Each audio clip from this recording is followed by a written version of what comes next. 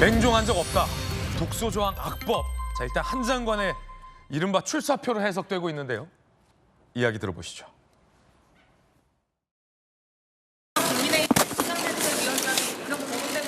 제가 어떤 제안을 받은 게 아니고 특정 정당의 비대위 구성에 대해서 말씀드릴 문제는 아닐 것 같습니다. 당원과 지지자들이 바라지 않으면 안 간다 이런 보도도 나왔었는데 제가 첫 번째 답한 걸로 발음하겠습니다. 민주당에서 윤석열 아바타라고 얘기했잖아요. 저는 지금까지 공직생활하면서 공공선을 추구한다는 한 가지 기준을 생각하면서 살아왔고요. 그 과정에서 누구를 맹종한 적 없고 앞으로도 그럴 겁니다. 주로 그런 얘기 민주당에서 많이 하시는 것 같은데요. 자기들이 이재명 대표 맹목적으로 추종하고 절대 복종하니까 남들도 다 그럴 거다라고 생각하시는 것 같습니다. 정치 경험 없다는 비판이 세상 모든 길은 처음에는 다 길이 아니었습니다. 많은 사람들이 같이 하면 길이 되는 거죠. 그리고 진짜 위기는 경험이 부족해서라기보다 과도하게 계산하고 몸살일 때 오는 경우가 더 많았다고 저는 생각합니다. 누군가를 맹종한 적 없다. 나는 대통령의 아바타가 아니다. 라는 의미심장한 발언입니다. 그리고 정치 경험이 부족한 것 아니냐라는 우려와 지적에 대해서 모든 길은 누군가가 처음 갔던 길이다. 진짜 위기는 미숙해서 오는 게 아니라 몸살이고 망설일 때 오는 거다라고 이른바 이제 국민의힘 내부에 반대파 들으라는 듯 이야기를 했습니다. 박정하 의원님, 네. 이 발언은 내가 하겠다, 할 수 있다 이거 아니겠습니까? 그리고 나 대통령 말 듣지 않는다 이거 아니겠습니까? 그럼요. 뭐 물이 꽉 찬 듯한 발언인 예. 거죠. 그러니까 나는 나고 지금 여러분들이 염려하는 거 괜찮다라는 뜻인 것 같아요. 오늘 뭐 일단 수석 대변인 계급장 떼고 지금 개별 의원으로 얘기하는 거잖아요. 네네네. 저도 주초까지는 사실은 신중론자였어요. 이게 지금 저 한동훈 장관이라는 우리 좋은 그 자산을 지금 쓰면 되나 이런 예. 생각이 들었는데 그 이후 하루하루 지나면서 매일매일 상황이 바뀌니까 판단도 막 바뀌어간 느낌이에요. 그래서 이렇게까지 왔는데 그러면은 여기서 안 해? 라고 하면 나중에도 한동훈 장관에 대한 이 효용 가치가 그때도 지금처럼 살아있을까? 뭐 이런 생각까지 네. 들더라고요. 그래서 글쎄 당에서 지금 의견 수렴 절차를 많이 밟고 있고 이런저런 의견들을 많이 개진하고 있는데요. 본인도 저렇게 결심한 듯한 발언을 하는 거 보면 많이 상황이 진행되고 있고 곧 뭐 우리가 다들 예상하는 그런 결과가 있지 않을까라고 조심스럽게 예측을 좀 해봅니다. 물이 꽉 찬 듯한 발언으로 들린다라는 표현이 흥미롭습니다. 박정하 의원은 이제 수석 대변인직 아니요, 아직은 이제 비대위가 구성이 되면 구성이 되는 데까지만 제가 네. 마지막 임무를 수행하기로 했으니까 한동훈 비대위 한종훈 장관이 만약에 비대위원장으로 선정을 오면 박정하 의원은 이제 원주 갑으로 돌아가는군요. 원주가 빨리 가야 돼요. 네, 우리 원주 유권자들 뵙고 이제 내일 모레 우리 미래 설계를 얘기해야죠. 그렇군요. 정혁진 변호사님. 네네.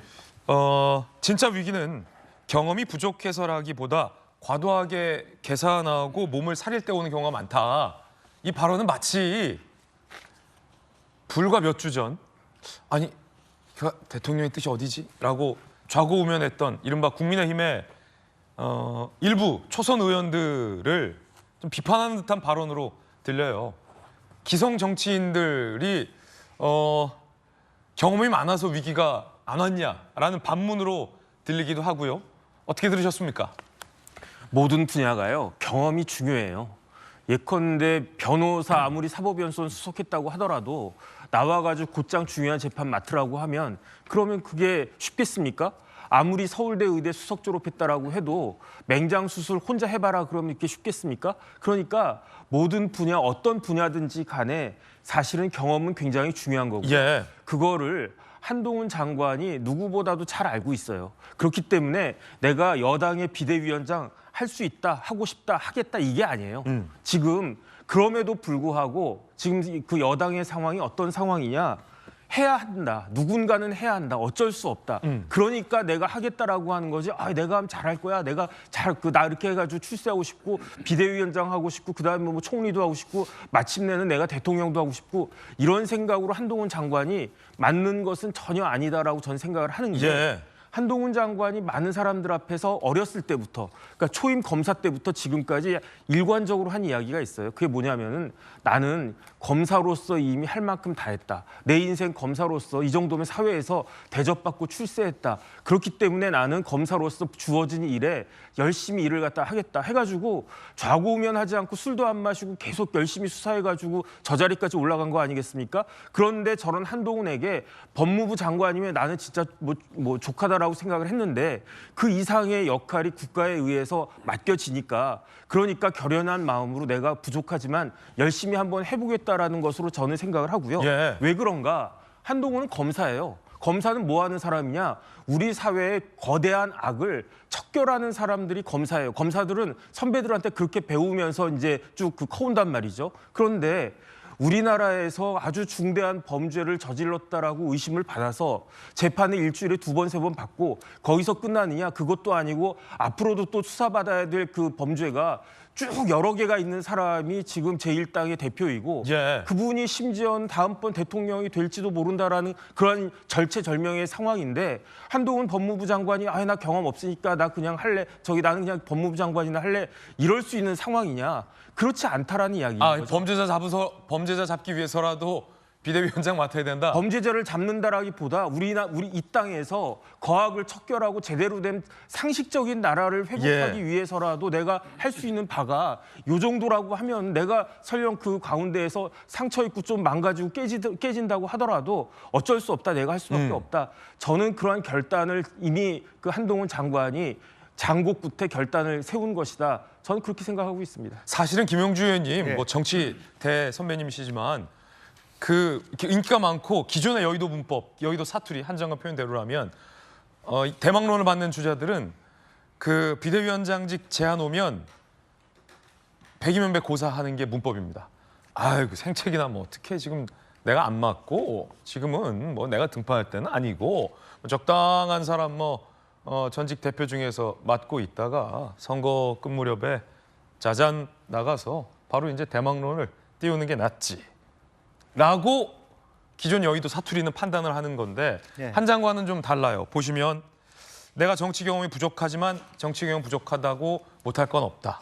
라고 하면서 누구도 맹종하지 않다. 같이 많은 사람들이 함께하면 된다.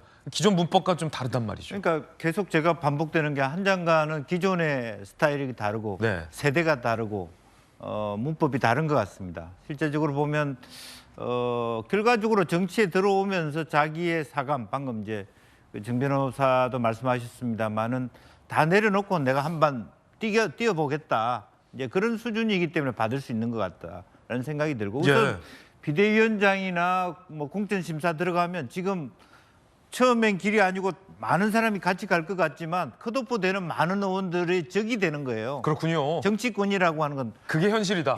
상당히 많은 저분의 3분의 1은 자기를 씻고 다니는 그런 적으로 돌아가는 그런 상태이기 때문에 가급적이면 안 맞을 칼을 안 들려고 피를 묻히기 때문에 보통은 공천 앞두고는 안 맡으려 하죠. 그렇죠. 그래서 대망론자들은. 결과적으로 대망을 가진다면 그럼 칼잡이를 안 하려고 하는 거죠. 비대위원장이라는 거는 비상이라고 하는 건 뭡니까? 수술대 위에서 집도를 하는 의사와 비슷한 거라고요. 잘라내버리고 도려내고 뭐 그런 것을 마다하지 않고 그러다 보면 내가 사실은 얻는 것에 비해서 이런 것이 많을 수도 있고 그렇다고 그 수술이 과연 성공한 수술이 될 거냐도 50%도 안 돼요.